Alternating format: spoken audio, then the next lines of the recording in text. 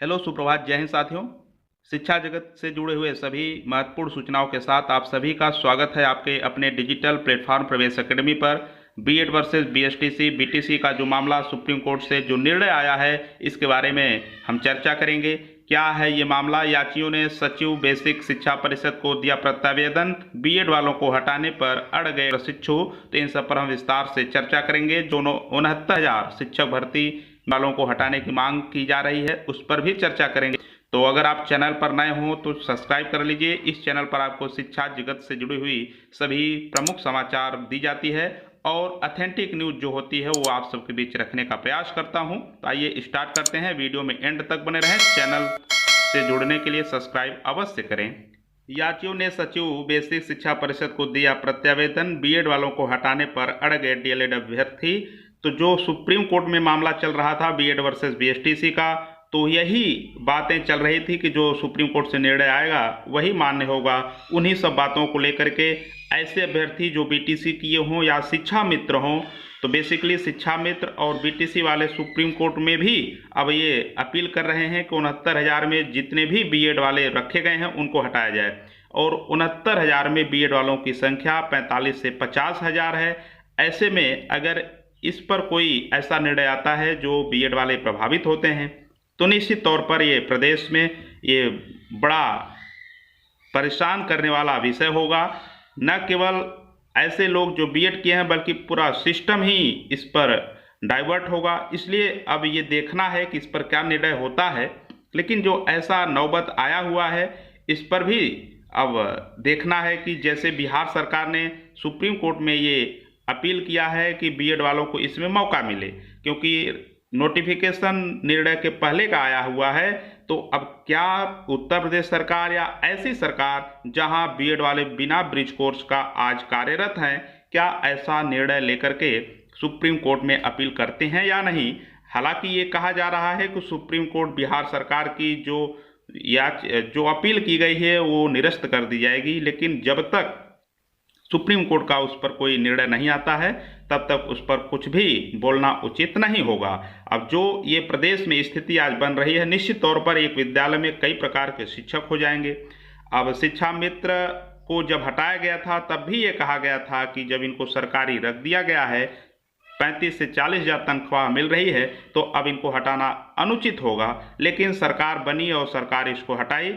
तो क्या supreme court के फैसले से भी जो 69,000 में बीएड अभ्यर्थी शामिल हैं, क्या इनको भी हटाया जा सकता है?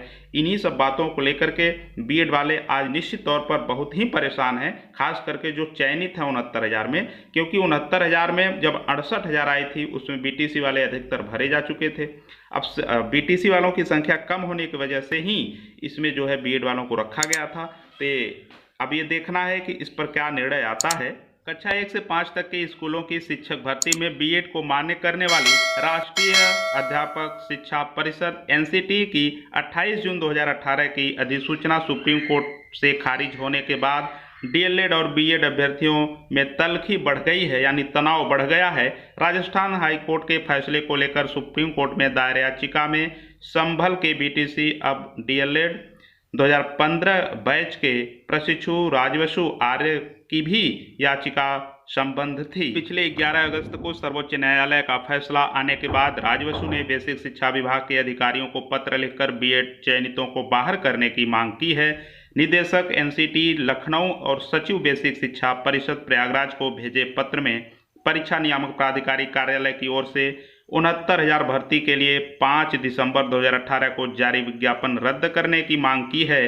राजवसु का कहना है कि एनसीटी ने सुप्रीम कोर्ट के आदेश का अनुपालन करने की सूचना सभी राज्यों को भेज दी है, लेकिन उत्तर प्रदेश सरकार की तरफ से न तो अब तक कोई आधिकारिक बयान आया है और न ही कोई कार्रवाई की गई है। तो उत्तर प्रदेश सरकार इस पर कोई क्लैरिफिकेशन नहीं दे रही है, जिसके वजह से ये समस्या हो रही है। तब तरह तरह के लोग अलग अलग याचिका दायर कर रहे हैं। वहीं जो राजवसु का पहले से केस पेंडिंग में है, उसको लेकर के भी अब चर्चाएं तेज हो चुकी हैं। हाई कोर्ट सुप्रीम कोर्ट में हो चुकी याचिकाएं परिषदीय प्राथमिक स्कूलों की 69,000 सहायक अध्यापक भर्ती से बीएड अभ्यर्थियों को बाहर करने की मांग को लेकर हाई कोर्ट से लेकर सुप्रीम कोर्ट तक याचिकाएं हो चुकी हैं। इस भर्ती में मामूली अंकों से वंचित डीएलएड बीटीसी अभ्यर्थियों ने चयनित बीएड डिग्रीधारी शिक्षकों को 6 महीने का अनिवार्य ब्रिज कोर्स न करवाने को लेकर पिछले दिनों हाईकोर्ट में याचिका की थी। उससे पहले शिक्षा मित्रों की ओर से सुप्रीम कोर्ट में याचिका की गई हैं। तो जो पहले शिक्षा मित्र इस पर प्रारंभ किए, याचिका डाले, इसके बाद 1 नंबर वाले बीटीसी वाले, इसके बाद जो ये राजवसु वाला मामला है यह भी, मतलब 3-3 जो चल रहे हैं मामला, 3-3 याचिका सुप्रीम कोर्ट में पड़ जा चुकी हैं। तीसरे राउंड में 28,517 को कॉलेज आवंटित। डीएलएड प्रशिक्षण 2023 में प्रवेश के लिए तीसरे राउंड का कॉलेज आवंटन शनिवार को जारी हो गया है। 1 से 1,50,000 तक की रैंक वाले 29,890 अभ्यर्थियों ने कॉलेज का विकल्प दिया था। इनमें से 28,517 अभ्यर्थियों को कॉलेज आवंटित किया और 1373 के आवेदन निरस्त कर दिए गए हैं। प्रथम चरण के 3 राउंड में अब तक जिला शिक्षा एवं प्रशिक्षण संस्थान डायट की 9,089 व निजी कॉलेजों की 51,752 कुल 60,841 सीटें आवंटित हो चुकी हैं। दूसरे राउंड में 22,685 व पहले राउंड में 9,639 सीटें आवंटित हुई थी। तो आप सबको पता है कि बीएड का क्रेज इतना था कि कोई बीटीसी करने को तैयार नहीं था। कितने बीटीसी के कॉलेज बंद हो जा चुके हैं, सरेंडर कर चुके हैं, लेकिन जैसे ही ये सुप्रीम कोर्ट से ये फैसला आता है वैसे ही कॉलेज वाले भी दोबारा जो है मान्यता लेकर के चलाने के लिए दौड़ने लगते हैं। वहीं ऐसा होता है कि अब जो है इस बार बीटीसी की कोई सीटें खाली नहीं होने वाली हैं और जो बीएड के हैं बीएड की सीटें भरने वाली नहीं हैं। तो ये शुरू से ही चलता रहा है जैसा होता है। अब जो बीएड का क्रेज था बीएड किए, अब सारे बीएड वाले बीटीसी में एडमिशन लेंगे और इसके पहले जितने बीटीसी किए हुए थे सभी बीएड करने के लिए आवेदन किए थे। तो बीएड और बीटीसी लगभग सभी उत्तर प्रदेश का युवा कर ले रहा है, क्योंकि उत्तर प्रदेश में शिक्षकों की सबसे ज़्यादा सैलरी होती है। प्राइमरी हो, माध्यमिक हो, उच्च माध्यमिक हो, जूनियर हो, किसी भी फॉर्मेट में आप देखेंगे पूरे भारत में सबसे ज़्यादा यानी सर्वाधिक वेतनमान अगर कहीं भी हैं तो ये उत्तर प्रदेश में है शिक्षा के क्षेत्र में। इसलिए यहाँ बीएड और बीटीसी का बहुत ही क्रेज रहा है।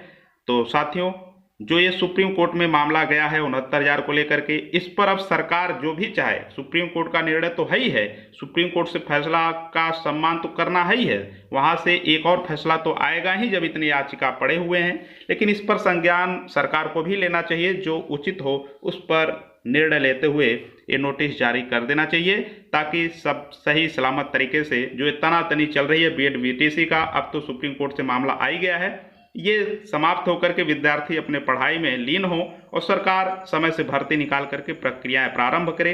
जो बीएड किए हुए हैं अगर प्राइमरी में नहीं दे रहे हैं तो जूनियर है, माध्यमिक, उच्च माध्यमिक है, इन सब में वैकेंसी दे करके सबको रोजगार देने का काम करें। कब तक बीएड और बीटीसी के मामले को दिखा करके अपने पल्ले झाड़ते रहेंगे? ये भी सरकार का काम है कि सबको रोजगार मिले। जो वादा की है सरकार, तो सबको बेरोजगारी के हालत में छोड़ करके भागना ये सरकार का कोई विकल्प नहीं हो सकता है। सबके घर रोजगार हो, स्वरोजगार हो, ये सरकार की प्रथम वरीयता होनी चाहिए।